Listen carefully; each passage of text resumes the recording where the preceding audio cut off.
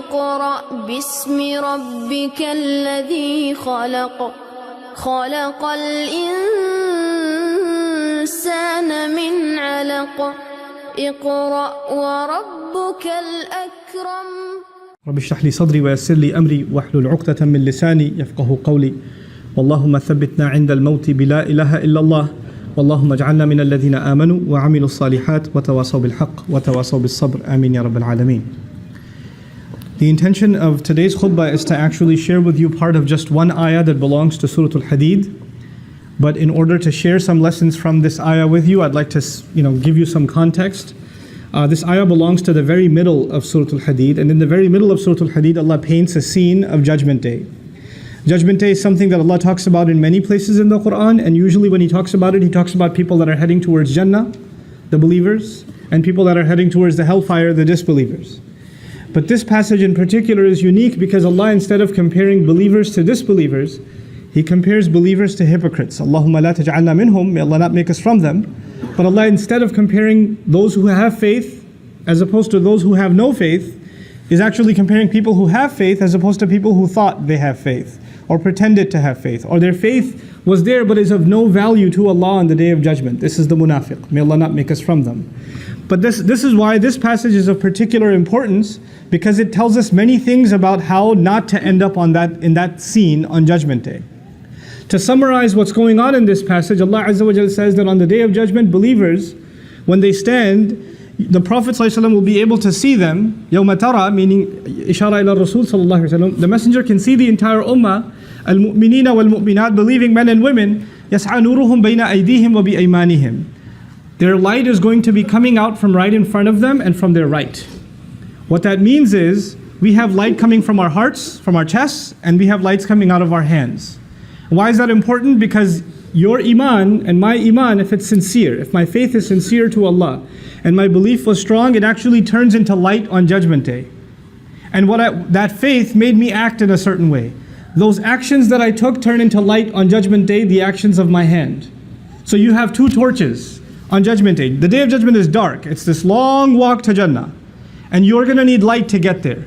Some people are going to have exhaustive light. Their light is so stretched that the Prophet ﷺ would describe that it could go from one city to another. It's that big of a light. Other people have such weak light, they still have it, but it's so weak they can barely see the next step that they're taking. So there are people with different capacities of light, and they are now making their way, and Allah has congratulated them because they at least have light, as opposed to people who have no light. They don't have any chance of getting to Jannah. They can't see a path. And so Allah says, Bushraakumul yawm jannatun tajri min tahtiha al-anhar khalidina fiha. Congratulations to all of you of gardens at the bottoms of which rivers are flowing. It's right ahead of you. Keep walking, keep going, keep going. But then in the next ayah, Allah describes a group of people that also get up on Judgment Day, and they notice they have no light and they're in the middle of the dark. And they see far ahead, and they see, if you can imagine this scene, there's complete pitch black darkness, and there's a group of people that seem to have some torches with them. You don't even see them, you just see some lights flickering. So you realize, I better catch up with them, because those lights are getting dimmer. So these hypocrites wake up in this dark scene on Judgment Day, and they try to run and catch up to the believers, because they have no light of their own.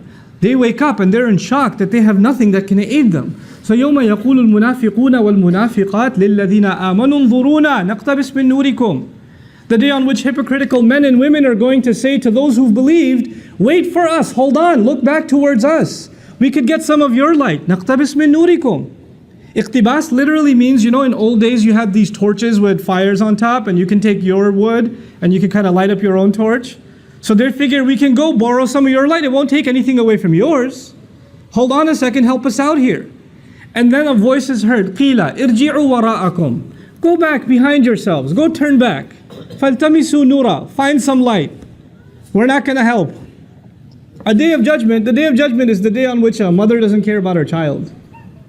The day on which, father and son and brother and sister, all these relationships, تَقَطَّعَتْ بِهِمُ الْأَسْبَابِ. All relationships are cut. So who's going to care about who? I just need to get to my Jannah, mind your own business. I'm not even turning back. Go back and find some light yourself. And the idea of going back actually is sarcasm also. Go back to this world. Because on Judgment Day, if you don't come on Judgment Day with light, you can't get any. The only way to gain that light was in this world. فَالْتَمِسُوا نُورًا. So now they still try to catch up because they don't want to hear it, right? So they're still trying to catch up. And as they get closer and closer to the believers, فَضُرِبَ بَيْنَهُمْ بِسُورٍ لَهُ بَابٍ. A massive, gigantic wall is dropped between them, which happens to have a door. And the door, inshallah, maybe some other time we'll talk about. But Allah says a massive, giant wall is dropped between these two groups. So even if they were going to try to catch up, now they can't. As the wall is dropped, Allah says, بَاطِنُهُ فِيهِ الرَّحْمَةِ. The side they can no longer see, the hidden side of it, that's got mercy and love and care in it. وَظَاهِرُهُ مِنْ قِبَلِهِ الْعَذَابِ. And right behind it, approaching them is punishment. So not only were they in the dark, now there's a massive wall, you got nowhere to go, and when you look back, there's punishment coming at you. They're about to be crushed. So these hypocrites, may Allah not make us from them, become desperate. So they call out, and they say, أَلَمْ نَكُمْ مَعَكُمْ. Didn't we used to be with you? Weren't we with you? So they're asking for the people of the other side. Apparently the door can be opened from the other side. Open up, guys, come on, we used to be with you. And so a desperate call is made. This is important before we go any further. This is actually the reason I chose these ayat for today's khutbah. This wording, أَلَمْ نَكُمْ مَعَكُمْ. Weren't we with you? The idea is that these people on Judgment Day that are standing on the wrong side of the wall, that are in desperate situation, that have no light of themselves, actually assumed that they belonged among the believing community. They were very confident about that. So much so that they're citing it even on Judgment Day. We used to be among you. We prayed with you, we did business with you, we were friends with you, we were family with you, we were cousins with you. We went to the same college, university. We're all the same, guys. How are we separated today? Why is this separation happening today? And from the other side, this time, now that they feel safe, once the wall is dropped, not only do these people get overly terrified, the people on the other side feel far more secure, so they're not in a rush anymore, because now it's totally safe. So now they take their time and actually answer them and say, well, here's why you're not with us today. Here's why you're not with us today. The first thing the people of heaven told them was, you have to go get some of your own light. فَالْتَمِسُوا نُورًا. Find some light on your own. Go back and get it. Apparently you don't have any light. And then they're in shock. We used to be with you. We should have had light just like you have light. So now the people of Jannah are going to describe how these people who used to have light, they used to have light, they used to have faith, how did they lose it? How did they end up bankrupt on Judgment Day? And this ayah is particularly profound because then it will give us an insight into how does someone lose their Iman. How does someone end up taking the most priceless treasure that they can have in this life, our faith, and end up squandering it and losing it. It doesn't happen overnight. You don't just lose your Iman. It's a process. And that process has been described in these timeless words. Bala, of course you used to be with us. وَلَكِنَّكُمْ فَتَنْتُمْ أَنفُسَكُمْ. However, you put yourselves, I'll do a rough translation first and I'll explain. Number one, you put yourselves in fitna, you put yourselves in trial. Fatana in Arabic actually means to put something to the test. Fatana is also used when you test the purity of gold and you melt it and impurities come out. Gold doesn't go through an easy test, it goes through a painful burning test. The idea of fatantum anfusakum, there are many lessons associated with it. For the purposes of this khutbah, I'll highlight one of them. You kept putting yourselves in situations where your faith gets tested. Try to understand what that means. You kept putting yourself in environments where you knew it was bad for you, but you said, no, I can handle it. I got this. You kept surrounding yourselves with friends that would do bad things, say bad things, see bad things, go to bad places, but you said, I'm not like them, I'm just trying to help them. And you kept going back into those environments. You kept getting into gatherings and places and situations. You kept putting yourselves in those places assuming that it will not have any effect on you. It'll affect everyone else, but it won't affect you. The first step wasn't that these people just became disbelievers, it was actually bad company. They put themselves in questionable circumstances. And they assume that it's not going to have an effect. When you are, I'll give you a silly example, but it'll get the point across. If people do a lot of cooking at home, especially if you're a Desi household, you do a lot of cooking at home, the home smells like a lot of masala. But if you live there, you don't smell it. When somebody else walks in, especially if an Arab walks into your house, they feel like they're in some contaminated zone. It hits them really hard. But a couple of hours later, they're like, oh, it's just oxygen now. You understand? When you first put yourself in a bad environment, you might feel it. You might feel, this isn't good. This is going to mess me up. I don't think I should be here. Your heart will feel uncomfortable. But if you keep putting yourself in that situation over and over and over and over again, guess what? It doesn't bother you anymore. Somebody who smells, stands next to a smoker for the first time is coughing and their eyes are burning. But if they start smoking themselves a year later, that just becomes their oxygen. They can't even breathe normally without smoking. It changes them altogether. The first problem was you surrounded yourselves in a bad environment. فَتَنْتُمْ أَنفُسَكُمْ. What was the second problem? The second problem was وَتَرَبَّصْتُمْ. You kept procrastinating. Now what does that mean? That means you realized it's bad, and you also realized in your own conscience, I should change, but you told yourself, I'll change pretty soon, inshallah. I'm going to change. I know I have to change. I know this is bad. Just one more week, and I'm going to be a different person. Man, just this semester, I got these messed up friends right now, and I can't really make them upset, so I'm going to keep hanging out with them. But next semester, I'm totally doing a different schedule. I'm not going to be around these guys anymore. But let me just write out this semester. Just this one more month, I'm doing this. Just this one more weekend. Just this one or two more party. Just one or two more drinks. That you keep telling yourself just a little bit more, little bit more, little bit more. And then people tell, my favorite one, Ramadan is right around the corner. It's just 10 more months, 11 more months, Once Ramadan comes, man, I'll be totally different. And I plan to go to Hajj. Once I go to Hajj, you watch, I'm going to be a different person. But until then, just make dua for me. Tarabbastum. You didn't want to make a change today, right now. You assumed, not only are you putting yourselves in a bad environment, you're not ready to make a transformation right now. It's too much for you to be asked. You'd rather just stick it out. You'd rather just enjoy a little bit more. This is what tarabbastum. But you know what? And you assumed, by the way, this also has an assumption. The first assumption was it doesn't affect you. It doesn't have an impact on you, but it does. Something really bad becomes normal to you over time. You get desensitized. What is the effect of tarabbus, of holding off and holding off and holding off? Actually, you assume that you can put the brakes on at any time. And you can walk away from all of it whenever you want. I'm not addicted. I don't need this. I'm not hooked on it. I could just walk away whenever I feel like. The truth of it is, that's not the case. The longer you stay, the more addicted you become, and the more impossible you feel, it's impossible for you to get out of it. You're completely immersed. You're completely drowned. And you don't even know anymore what it is to be outside of this environment. And then you start telling yourself, it's too late for me. And when that happens, a guilt sets in. The guilt sets in that I'm pretty messed up. Man, I've been doing sins. I've been in this bad environment. I should have made tawbah a long time ago, but it's too late for me. And nobody likes to feel bad. Nobody likes to feel guilty. And then shaitan comes and says, why do you feel guilty? You don't have to feel guilty. The only thing that's making you feel guilty is this Islam thing. Islam says this is haram and that's a sin and that's a sin and you can't do this and you can't say that and you can't go there. Islam keeps making you feel bad, man. I want you to feel good. How true is Islam anyway? And now the thoughts start running in this person's mind, a man or a woman. Why am I even following Islam? It seems like it just wants me not to be happy. I just want to live my life, man. I just want to be free. I just want to be able to do what I want. I just want to be able to hang out with my friends. I'm not so sure about the Quran anyway. How do we even know there is a God? How do we even know? What's this hadith business? I mean, how do we even know it's authentic? And so you have this young man or woman, this Zainab, this Ali, this Fatima, this Abdullah, this Kareem, these beautiful names, and now they're starting to ask questions about, I'm not so sure about this Islam.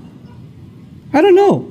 I have doubts. I have serious doubts. And these are not PhDs in philosophy, nor do they have exhaustive education in Islamic history where they studied it and they started developing doubts. No. They were in a bad environment. They didn't change themselves. That is the process. I've talked to hundreds of these people that literally live this ayah. They live this ayah. And then they get to a point where they have doubts. But their doubts have nothing to do with logic or reason. As a matter of fact, when you answer one doubt, they go to the next doubt. When you answer that one, they go to the next one. When you answer that one, you go to the next one. Then you say, hold on a second. So how long ago did you start ending up in questionable kinds of company? And then the truth starts coming out. وَارْتَبْتُمْ. The very next words are, you fell into doubt. You started doubting. You know what doubt will do? It'll let you off the hook. You'll be able to say to yourself, well, it's not really absolutely the truth anyway, so I shouldn't feel bad that I don't follow it. I shouldn't feel bad.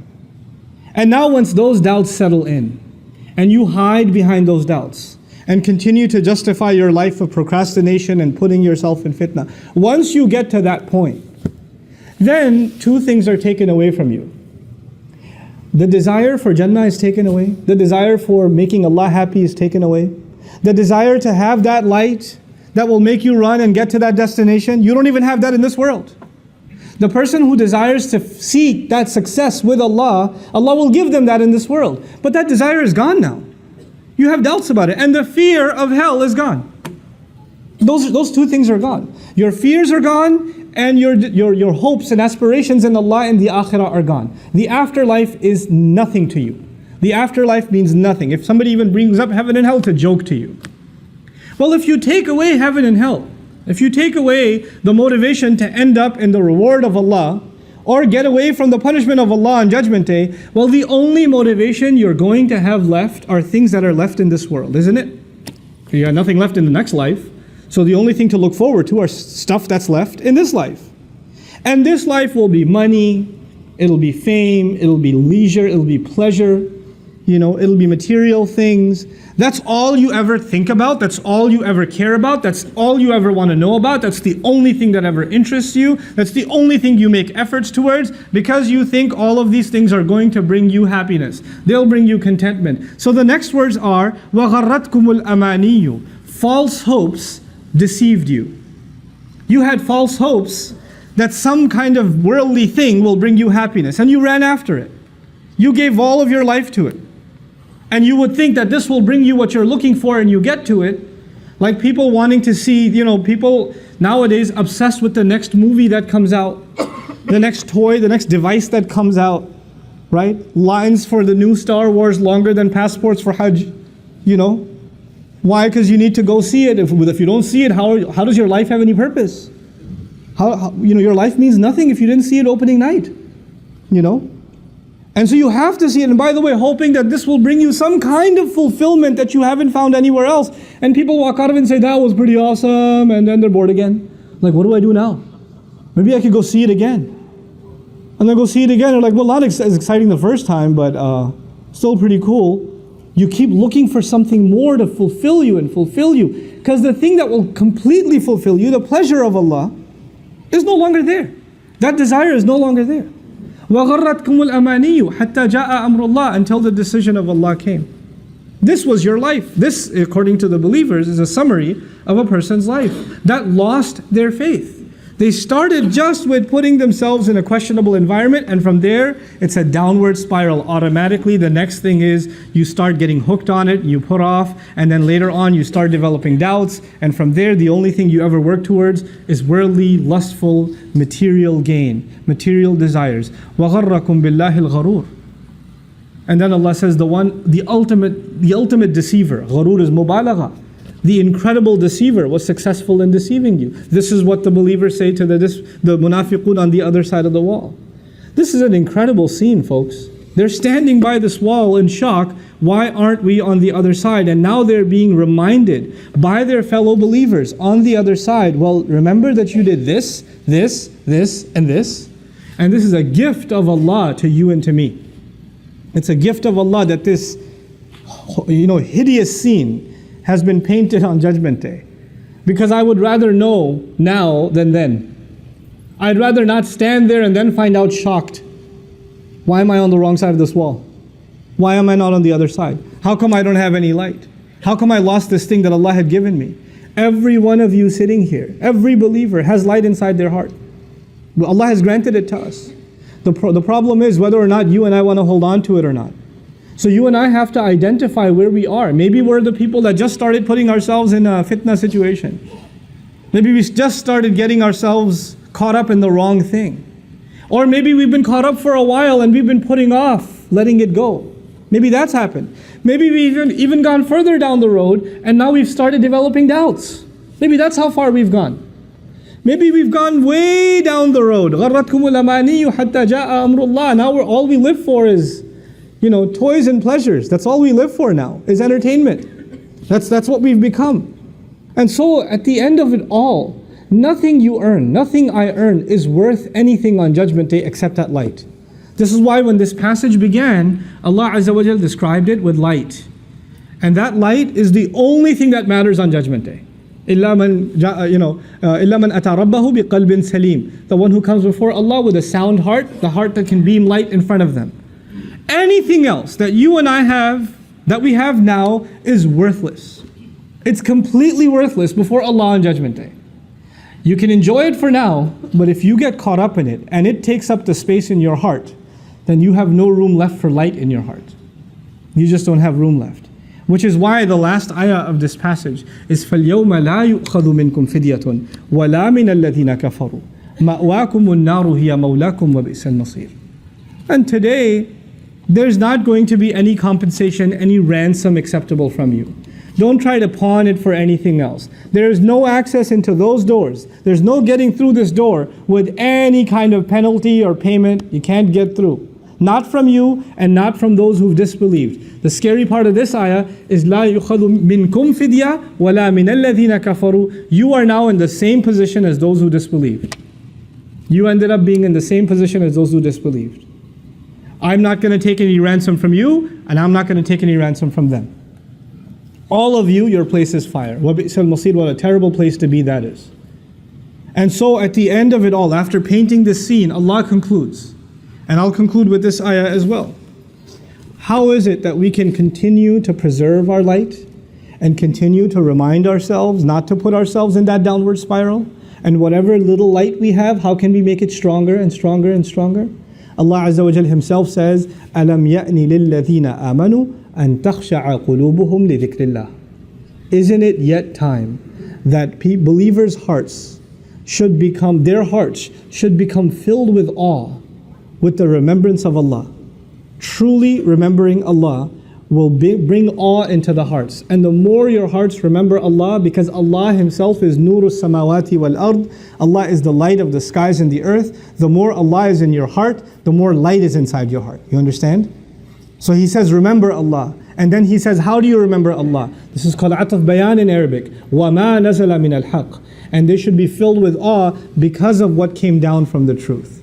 Because of the revelation, because of the Qur'an. Ponder over the Qur'an, remember Allah through the Qur'an. Weep when you recite the ayat of Qur'an. Think about what they mean to you, the gift that Allah has given you, because not only is Allah the light of the skies and the earth, the Qur'an itself is also described as light in the Qur'an. فَآمِنُوا بِاللَّهِ وَرَسُولِهِ وَالنُّورِ الَّذِي أَنزَلْنَا. Believe in Allah and His Messenger and the light that we sent down. Qur'an itself is called light. Qur'an itself is called light. And so the amount of time you spend with the Book of Allah, for your own personal benefit, when you sit and recite it and ponder over it, and you think about what Allah, your Master, is saying to you, that is going to fill your heart with light. And there's no more, greater a treasure in your life than that light. And you won't realize the price of it, I won't realize the price of it, until we stand on that day when everything around us is dark, and the only light is the light coming out of my chest, and the only light coming out of my hands. That's when we'll realize. وَلَا يَكُونُوا كَالَّذِينَ أُوتُوا الْكِتَابَ مِنْ قَبْلِ فَطَالَ عَلَيْهِمُ الْأَمَدُ فَقَسَتْ قُلُوبُهُمْ وَكَثِيرٌ مِّنْهُمْ فَاسِقُونَ. They shouldn't become like people who came a long time before them, who were given the book a long time before them. And a long period passed, and their hearts became hard. They had the book, but they didn't value it. It's possible, Allah says, that a nation will have a book. They will have the book of Allah. There were nations before us who had a book too. They had Tawrat, they had Injil, they had Suhuf Ibrahim and Musa. They had, but they didn't benefit from them. لَمْ يَنْتَفِعُوا مِنْهَا. They didn't benefit from those books. They didn't use those books to fill their hearts with light. Maybe they used those books for the wrong reasons. Maybe they reduced those books to just ceremonial occasions. They just enjoyed reciting it sometime every once in a while. That's all it became to them. Or maybe at some wedding gathering they can play some Quran and that's all Quran became. But Quran was not there to soften their hearts anymore.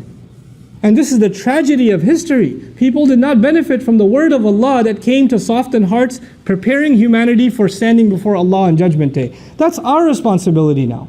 That's on you and that's on me. This is why وَلَا يَكُونُوا كَالَّذِينَ أُوتُوا الْكِتَابَ مِنْ قَبْلِ فَطَالَ عَلَيْهِمُ الْأَمَدُ فَقَسَتْ قُلُوبُهُم. So their hearts became hard. Their hearts became hard. When the heart becomes hard, there's no light inside left. It's not going to give you anything on Judgment. وَكَثِيرٌ مِّنْهُمْ فَاسِقُونَ. Most of them are corrupt. Many of them are corrupt. Allah Azza wa Jal is now in these few ayat painting one of the most important realities, depicting one of the most important realities in the life of a believer. The Iman you and I have is not something we can hold on to. This light that we have been given is not something that's guaranteed. It's not. Just because you have it now and you feel secure, if somebody says salam to you, means they're Muslim, you say wa Alaykum As-salamu wa rahmatullahi wa barakatuh. They're both Muslims, they're believers to each other. We assume that we all have the light of faith inside our hearts. But according to these ayat, some people will stand up on Judgment Day and be shocked. I thought I was with you, and you're not. So we better realize that it's not automatic. It's not guaranteed. It's something you personally will have to make efforts for. I personally will have to make efforts for. And your Iman will not help me and my Iman will not help you on Judgment Day. We're all going to be caring about ourselves, our own light. إِرْجِعُوا وَرَاءَكُمْ فَالْتَمِسُوا نُورًا. Go back, find your own light. And right now we can cooperate with each other. And right now we can strengthen each other's Iman. But on that day, there's not going to be any help. May Allah Azza wa Jal make us of those who preserve the light in our hearts. May Allah Azza wa Jal make us of those who are not on the wrong side of that wall. Protect us and our families and our loved ones from nifaq. May Allah keep our hearts from becoming hard. And may Allah Azza wa Jal make us of those who continually internalize the word of Allah, allowing our hearts to soften and to be filled with light. Barakallahu li wa lakum fil Qur'an al-Hakim wa nafa'ani wa iyyakum bil ayati wa dhikr al-Hakim. اقرأ وخيّا ورتل القرآن